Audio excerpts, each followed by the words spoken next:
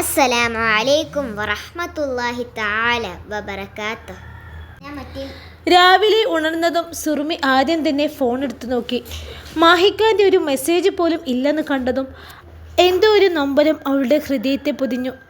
എന്താ മാഹിക്ക മെസ്സേജ് അയക്കാത്തത്? എന്നോട് പിണക്കാണോ? എന്നോടുള്ള പിണക്കം ഇതുവരെ തീർന്നില്ലേക്ക? ഇന്നും എന്നെ വിളിക്കൂലേ? അവൻ്റെ ചിരിക്കുന്ന ഫോട്ടോയിലേക്ക് നോക്കിയവൾ പരിഭവിച്ചു.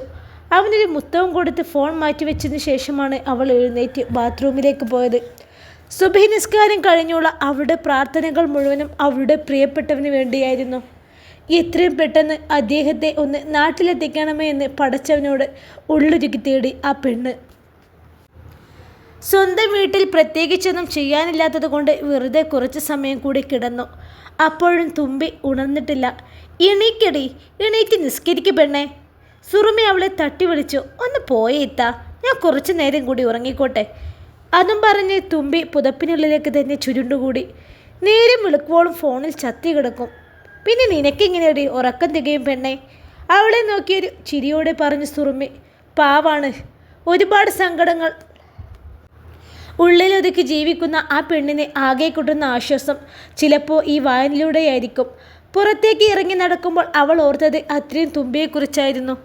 കറുത്ത നിറവും പൊക്കം കുറവും, അതുമാത്രമല്ല ഇടം കവിളിൽ വലിയൊരു മറുകും. വരുന്ന വിവാഹാലോചനകളൊക്കെ മുടങ്ങിപ്പോകുന്നത് ഈ കാരണവും പറഞ്ഞാണ്.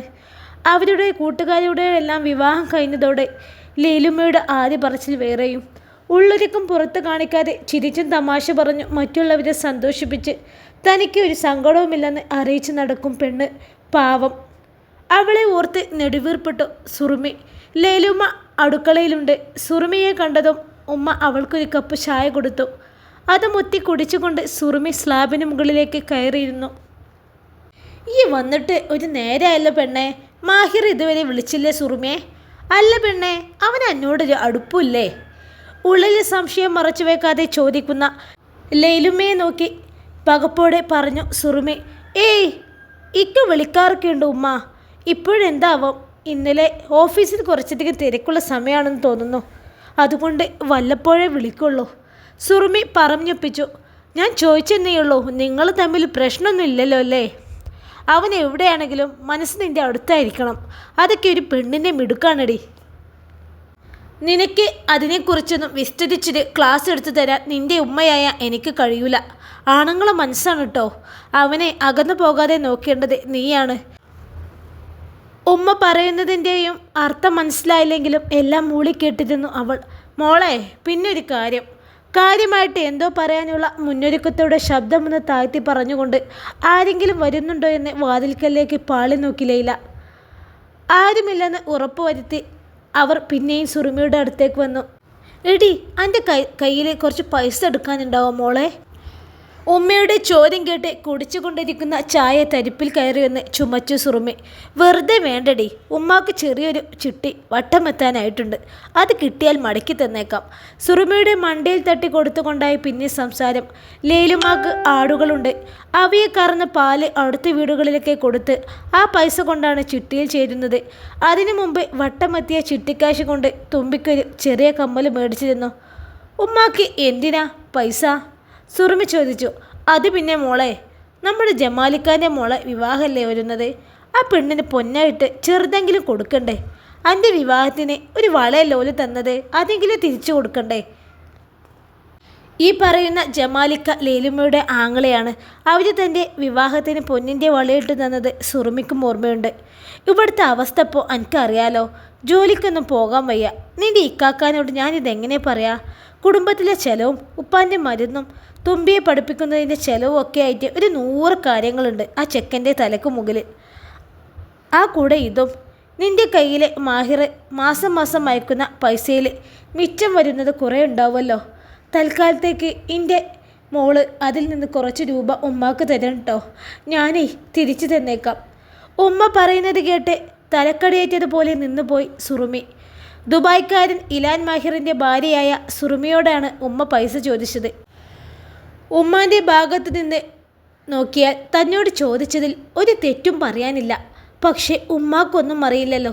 സുറുമി ആരെയും ഒന്നും അറിയിച്ചിട്ടുമില്ലല്ലോ. തൻ്റെ കയ്യിൽ തിരിച്ചു പോകാനുള്ള വണ്ടിക്കൂലി മാത്രമേ ഉള്ളൂ എന്നും ആനമ്മ തരുന്ന ഭിക്ഷ കൊണ്ടാണ് ഞാനും എൻ്റെ കുഞ്ഞ് ജീവിക്കുന്നതെന്നും ഉമ്മയോട് എങ്ങനെ പറയും?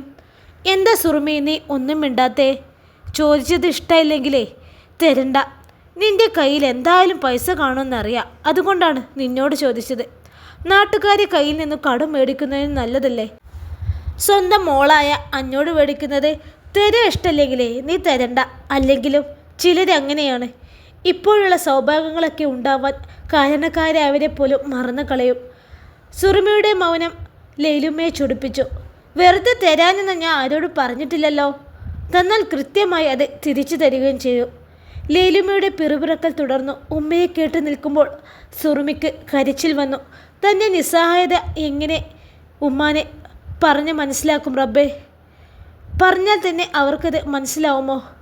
സുറുമയുടെ ഹൃദയം തീവ്രമായ വേദന കൊണ്ട് വിങ്ങി. ഉമ്മ എൻ്റെ കയ്യിൽ ഇല്ലാത്തതുകൊണ്ടാണ് അവൾ പണിപ്പെട്ടുകൊണ്ട് ഉമ്മയോട് പറഞ്ഞു. എന്നാൽ ലൈലുമ്മയ്ക്ക് അത് വിശ്വാസമായി തോന്നിയില്ല. ഉണ്ടാവില്ല, അതെനിക്ക് നിൻ്റെ നിൽപ്പ് കണ്ടപ്പോഴേ തോന്നി. 4 വർഷമായി എൻ്റെ ഭർത്താവ് ഗൾഫിൽ സമ്പാദിക്കുന്നത്, പിന്നെ പിണ്ണാക്കിന് വേണ്ടല്ലേ? നീ പൈസ കണ്ടവനെ പോലും ഉണ്ടാവില്ലെന്ന് എനിക്ക് നല്ലതുപോലും അറിയാം മോളെ. ലൈലുമ്മയുടെ പരിഹാസം കലർന്ന വാക്കുകൾ സുറുമയുടെ ചങ്കിൽ കൊണ്ടു. ഉമ്മ ഞാൻ അവളെന്തോ വീണ്ടും പറയാൻ ശ്രമിച്ചെങ്കിലും ലൈലുമ്മ ഇനിയൊന്നും കേൾക്കേണ്ടെന്നൊരു ഭാവത്തോടെ അവളെ കൈനീട്ടി തടഞ്ഞു. എന്തിനാടേ പെറ്റുമോടെ ഇങ്ങനെ മുഖത്ത് നോക്കി കള്ളം പറയുന്നത്? തരാൻ ഇഷ്ടമില്ലെങ്കിൽ അത് പറഞ്ഞാൽ പോരെ എനിക്ക്? എന്നെ പറഞ്ഞാൽ മതി. എൻ്റെ മോള് വമ്പത്തിയായത് ഞാൻ അറിഞ്ഞില്ല. വലിയ നിലയിൽ എത്തും വരെ മതിയല്ലോ നിനക്കൊക്കെ ഉമ്മയും ഉപ്പയും. ലൈലുമ്മ ദേഷ്യത്തോടെ അവളെ നോക്കി പറഞ്ഞു. സത്യമാണുമ്മ ഞാൻ പറയുന്നത്. എനിക്കാരും പൈസ അയക്കാറില്ല. ഉമ്മയുടെ കയ്യിൽ പിടിച്ചു നിർത്തിയത് പറയുമ്പോൾ ഉള്ളിലെ അടക്കി പിടിച്ച വിങ്ങലിൽ സുറുമയുടെ ചുണ്ടുകൾ വിറച്ചു, കണ്ണുകൾ നിറഞ്ഞു. ഞാൻ പറയുന്നത് സത്യമാണുമ്മ. എന്നെ ഇങ്ങനെ കുറ്റപ്പെടുത്താതെ നിങ്ങൾക്ക് കഴിയുമെങ്കിൽ എൻ്റെ അവസ്ഥയൊന്ന് മനസ്സിലാക്കാൻ ശ്രമിച്ച്. എൻ്റെ കയ്യിലേ അങ്ങോട്ട് പോകാനുള്ള വണ്ടിക്കൂലി ഒഴിച്ചാൽ എൻ്റെ കുഞ്ഞിനൊരു മിഠായി വാങ്ങി കൊടുക്കാനുള്ള പൈസ പോലുമില്ല. എൻ്റെ ഓരോ ആവശ്യങ്ങൾക്ക് ഞാൻ ആനുമ്മയോട് ഇരുന്നാണ് വാങ്ങിക്കുന്നത്. അല്ലാതെ ഉമ്മ എപ്പോഴും മഹിമ പറയുന്ന ദുബായ്ക്കാരൻ ഇലാൻ മാഹിർ അയക്കുന്ന പണമൊന്നും അടുക്കി വെക്കുന്നതോ കൈകാര്യം ചെയ്യുന്നതോ ഈ സുറുമിയല്ല. അവരുടെ വീട്ടിൽ ശമ്പളമില്ലാതെ നിർത്തിയ ഒരു അടുക്കളക്കാരി മാത്രമാണ് ഉമ്മ ഞാൻ. ഉമ്മ പറഞ്ഞില്ലേ ഞാനിട്ട ചുരിദാർ ചവിട്ടിയാക്കി ഇടാൻ പോലും കൊള്ളൂലെന്ന്. അത് ആ സ്ത്രീ ഔദാര്യം പോലെ വാങ്ങിത്തരുന്നതാണ്. സുറുമിയുടെ ശബ്ദം ഇടറി ലൈലുമ്മയോട് മനസ്സ് തുറന്നവൾ വിതുമ്പിപ്പോയി. മകളെ കേട്ട് നിൽക്കുമ്പോൾ ലൈലുമ്മയുടെ കണ്ണുകൾ തുറിച്ചുന്തി. സത്യമാണോ ഇത് എന്നൊരു ഭാവം. ഇതൊക്കെ നിന്റെ ഭർത്താവ് കൂടി അറിഞ്ഞുകൊണ്ടാണ് സുറുമി. അവൻ നീ അവിടെ എങ്ങനെ ജീവിക്കുന്നുവെന്ന് അന്വേഷിക്കാറൊന്നുമില്ലേ? ഉമ്മയുടെ ശബ്ദം താഴ്ന്നതും സുറുമിയുടെ മുഖം താഴ്ന്നു. ഇല്ല, ആൾക്കൊന്നും അറിയില്ല ഉമ്മ. ഇക്ക സ്നേഹമുള്ളവനാണ്. എന്നെ കുഞ്ഞിനെയും ജീവനാണ് മൂപ്പർക്ക്. അതുപോലെ തന്നെ ആളുടെ കുടുംബത്തെയും. അവിടുത്തെ ഉമ്മ പറയുന്നതും ചെയ്യുന്നതും ഒന്നും ഞാൻ ഇക്ക വിളിക്കുമ്പോൾ പറയാറില്ല. പറഞ്ഞാൽ അവളുടെ സ്വരം പതിഞ്ഞു. പറഞ്ഞാലെന്താ? അവിടെ നടക്കുന്നത് അവനും അറിയണ്ടേ? മഹർ കെട്ടി വീട്ടിൽ തളച്ചിട്ട് അങ്ങ് പോയതല്ലോ അവൻ. 4 വർഷം കഴിഞ്ഞു. നീ നിൻ്റെ കുഞ്ഞും എങ്ങനെയാണ് ജീവിക്കുന്നതെന്ന് അന്വേഷിക്കാനുള്ള ബാധ്യത അവനില്ലേ? ആ കുഞ്ഞിൻ്റെ പൂമുഖമൊന്ന് കാണാൻ പോലും അവന് വരുന്നില്ലല്ലോ. ഇതിങ്ങനെ വിട്ടാൽ പറ്റൂല.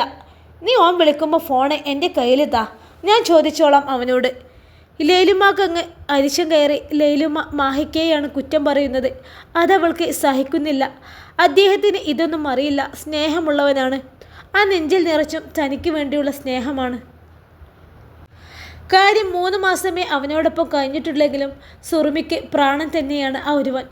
വേണ്ടുമ്മ, ഇക്കയോട് ഒന്നും പറയണ്ട. ഞാൻ തന്നെ എല്ലാം പറഞ്ഞോളാം. പറ്റിയാൽ ഈ അടുത്ത് തന്നെ ഇക്ക നാട്ടിലേക്ക് വരാമെന്ന് പറഞ്ഞിട്ടുണ്ട്. പിന്നെ ഞാൻ ഇക്കയെ എങ്ങോട്ടും വിടൂല. എൻ്റെ കൂടെ ഉണ്ടായാൽ മതി. എനിക്ക് കൂടുതലൊന്നും വേണ്ട.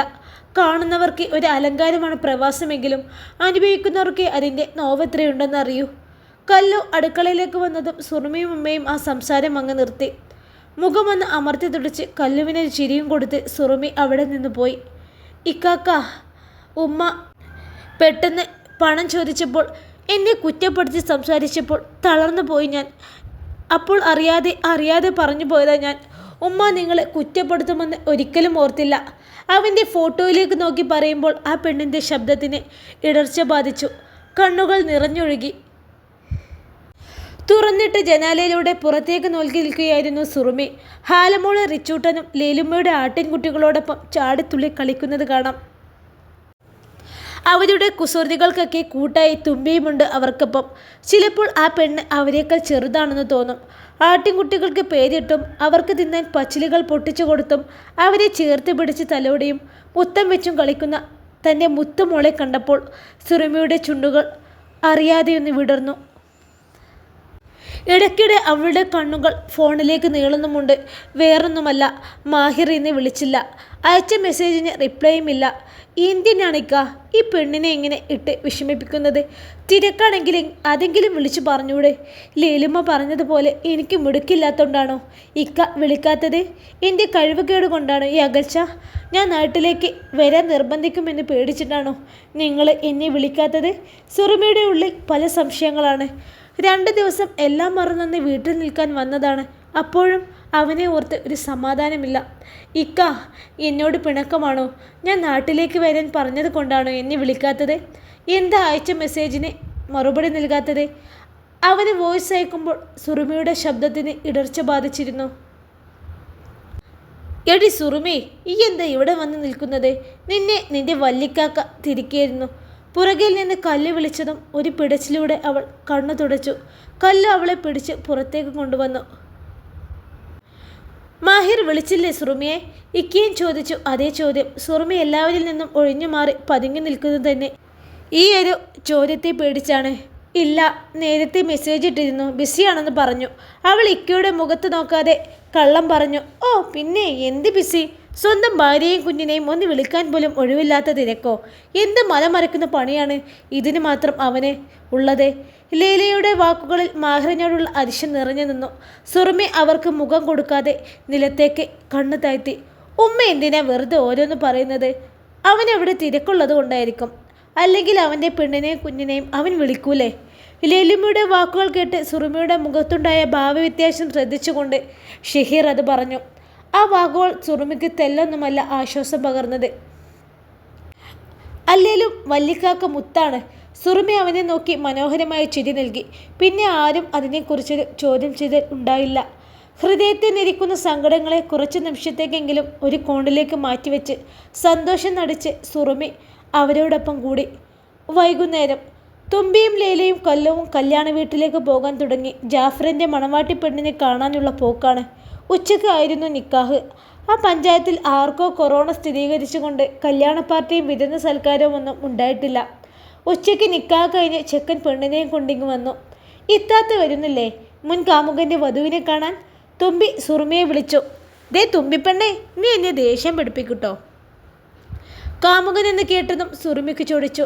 അവൾ ഒരു പുരുഷനെ മാത്രമേ പ്രണയിച്ചിട്ടുള്ളൂ, തൻ്റെ റൂഹിൻ്റെ പാതിയാവനെ മാത്രം. ഇപ്പോഴും അവനെ പ്രണയിച്ചു കൊണ്ടേയിരിക്കുന്നു. എനിക്കൊരു കാമുകനേ ഉള്ളടി, അതെൻ്റെ മാഹിക്ക് മാത്രമാണ്. അവനാണ് ഈ പെണ്ണിൻ്റെ പ്രണയത്തിന് അവകാശി. ഈ ഒരു ജന്മം മുഴുവൻ അത് അങ്ങനെ തന്നെ ആയിരിക്കും ചെയ്യും.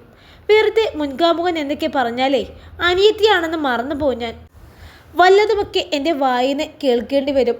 സുറുമി അവളെ ദേഷ്യത്തോടെ നോക്കി. അവളുടെ വാക്കുകളിൽ നിന്ന് തുമ്പിക്ക് മനസ്സിലാവുകയായിരുന്നു സുറുമിക്ക് അവളുടെ മാഹിക എത്രമാത്രം പ്രിയപ്പെട്ടതാണെന്ന്. ഓ ശരി, അയാൾ എത്താൻ്റെ കാമുകനല്ലെന്ന് ഉറപ്പിച്ച സ്ഥിതിക്ക് ഞങ്ങളുടെ കൂടെ വന്നൂടെ പുതുപെണ്ണിനെ കാണാൻ?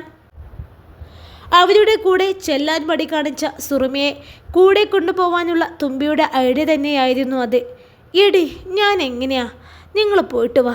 സുറുമി എന്തോ പറയാൻ ശ്രമിച്ചു. അവളെ വിളിക്കണ്ട തുമ്പി. സുറുമി ഉപ്പാക്ക് കൂട്ടിരുന്നോളും. അവൾ ഇട്ടോണ്ട് വന്ന ചുരിദാർ കണ്ടില്ലേ നീയെ?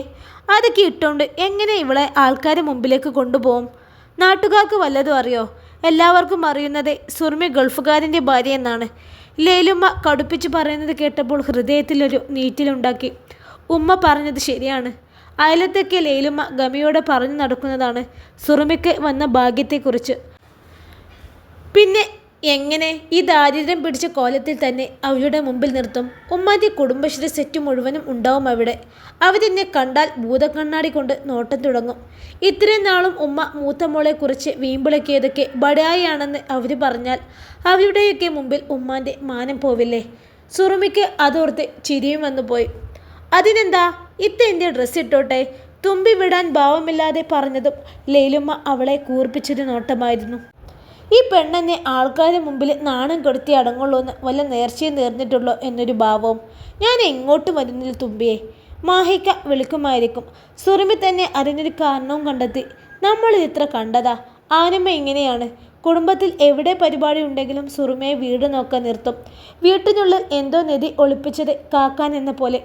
പക്ഷേ അപ്പോഴൊന്നും തോന്നാത്തൊരു നോവ് ഈ നിമിഷം തോന്നുന്നുണ്ട്. പെറ്റുമ്മ പോലും തന്നെ മാറ്റി നിർത്തി തുടങ്ങിയല്ലോ എന്ന് ഓർത്താവും. എന്നാൽ മുത്തമോളെ ഞാൻ കൊണ്ടുപോവാണേ.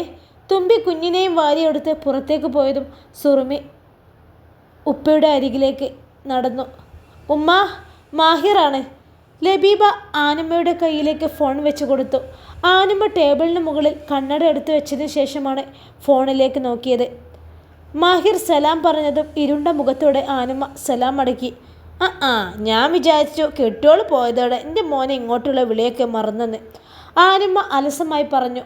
മാഹിറിനെ ആ വാക്കുകൾ അത്ര സുഖിച്ചിട്ടില്ല. ഇന്നലെ സുറുമിയെ വീട്ടിലേക്ക് വിടാൻ പറഞ്ഞതിൻ്റെ ബാക്കിയാവും ഇതെന്ന് അവന് മനസ്സിലായിരുന്നു.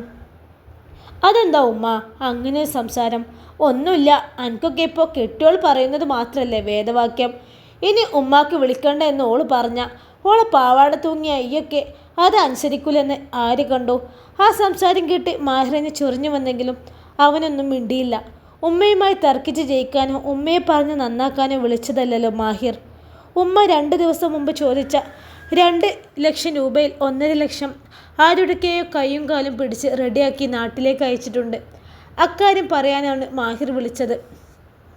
ഉമ്മ, സീനുവിൻ്റെ പൊരിപ്പണിക്ക് കൊടുക്കാൻ 1.5 ലക്ഷം രൂപ ഞാൻ സക്കീർ ഖാൻ്റെ അക്കൗണ്ടിലേക്ക് അയച്ചിട്ടുണ്ട് കേട്ടോ. അത് പറയാനാണിപ്പോൾ ഞാൻ വിളിച്ചത്. ഉമ്മയുടെ പരാതി കേൾക്കാൻ താല്പര്യം കാണിക്കാതെ മാഹിർ കാര്യം പറഞ്ഞു. 1.5 ലക്ഷമോ? അത്രയുള്ളൂ?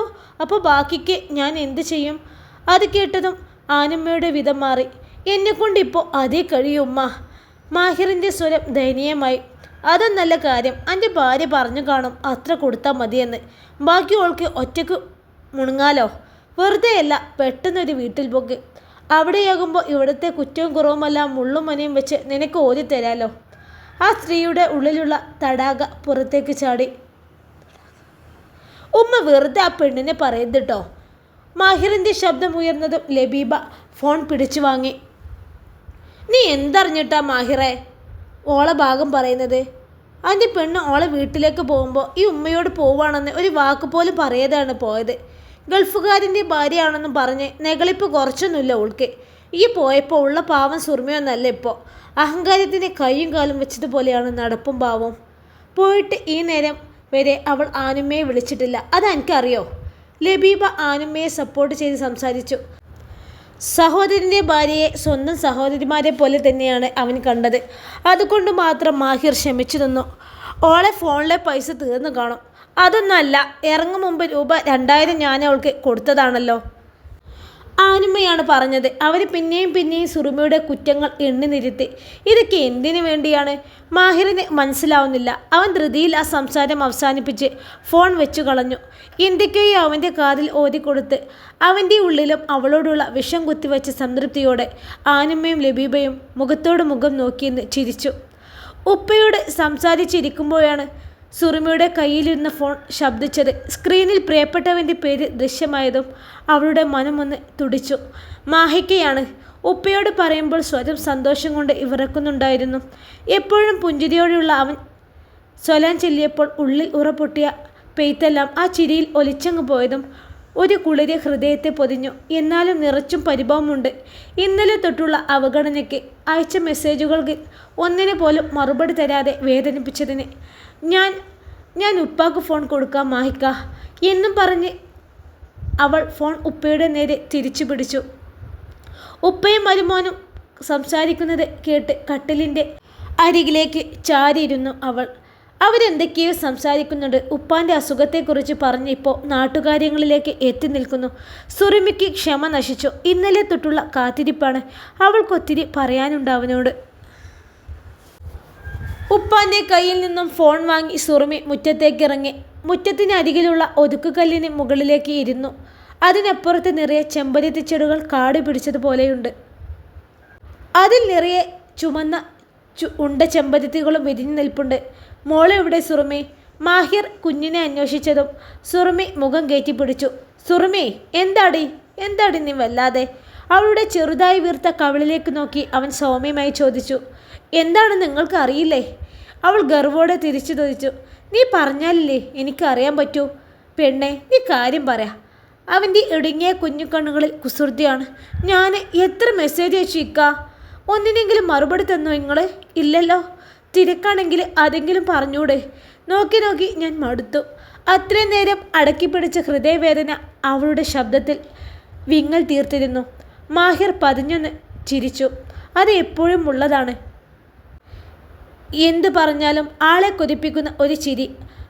എപ്പോഴും ആ പെണ്ണിൻ്റെ ഉള്ളം തണുപ്പിക്കുന്ന ചിരി. സുറുമി അവനെ കൂർപ്പിച്ചെന്ന് നോക്കി. അതിനാണോ എൻ്റെ ഭാര്യ പിണങ്ങിയത്? വീണ്ടും അതേ ചിരി. എന്താ ചെയ്യല്? എൻ്റെ തിരക്ക് ഞാൻ നിന്നോട് പറഞ്ഞിട്ടില്ലേ മോളെ?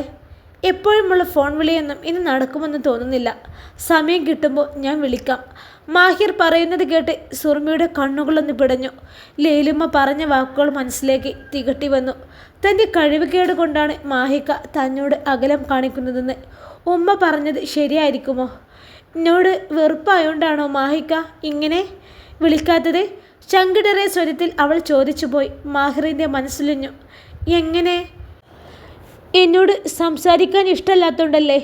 എന്നെ ഓർക്കാത്തോണ്ടല്ലേ ഫോൺ വിളിക്കാൻ ഒട്ടും സമയമില്ലാത്തത്? അവളുടെ കുട്ടിത്ത നിറഞ്ഞ മുഖത്തേക്ക് മാഹിർ കണ്ണെടുക്കാതെ നോക്കി. എൻ്റെ പെണ്ണ്, വെറുതെ ഓരോന്ന് ചിന്തിച്ചു കൂട്ടണ്ട. നിന്നെ വെറുക്കാൻ ഒരു കാരണമെങ്കിലും വേണ്ടേ പെണ്ണ്? നിന്നെപ്പോലെ എന്നെ സ്നേഹിക്കാൻ ആരാണുള്ളത്? മാഹിർ പിന്നെയും പുഞ്ചിരിച്ചു. ആ ചിരി അവൾക്കും കുളിര് പകർന്നു.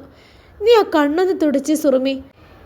ഇടയ്ക്ക് നിന്നെ വിളിക്കുന്നത് കുറച്ച് ആശ്വാസത്തിന് വേണ്ടിയാ. എപ്പോഴും കണ്ണീര് കാണിച്ച് എന്നെ തളർത്താണോ? എന്നും ഓർക്കണ്ട. കടൽ കടന്ന് ഒരു ദിവസം ഞാൻ വരും, നിന്നെയും കുഞ്ഞിനെയും കാണാൻ. മാഹിർ പിന്നെയും അവൾക്ക് പ്രതീക്ഷ നൽകി. മതി, അത്രയും കേട്ടാൽ മതി അവൾക്ക്. എത്ര പെട്ടെന്നാണ് ആ പെണ്ണിൻ്റെ പിണക്കവും പരിവവുമൊക്കെ പമ്പ കടഞ്ഞത്. ആരോടും പറയാതെ സർപ്രൈസ് ആയിട്ടാണോ നിങ്ങൾ വരിക? പെണ്ണിൻ്റെ മുഖത്തിന് തെളിച്ചം വെച്ചത് നിമിഷ നേരം കൊണ്ടാണ്. ചോദിക്കുമ്പോൾ ആ കണ്ണുകൾ തിളങ്ങുന്നത് കണ്ടു. മനസ്സ് പിന്നെയും വേദനിക്കുന്നു. അതെ. മാഹിർ വെറുതെ ഒന്ന് മുളുക മാത്രം ചെയ്തു. ഇൻഷാ അല്ലാഹ് ഈ കഥയുടെ ബാക്കി ഭാഗവുമായി നാളെ കാണാം. അസ്സലാമു അലൈക്കും. എല്ലാവരും ലൈക്കും കമൻറ്റും സപ്പോർട്ടൊക്കെ ചെയ്യണേ.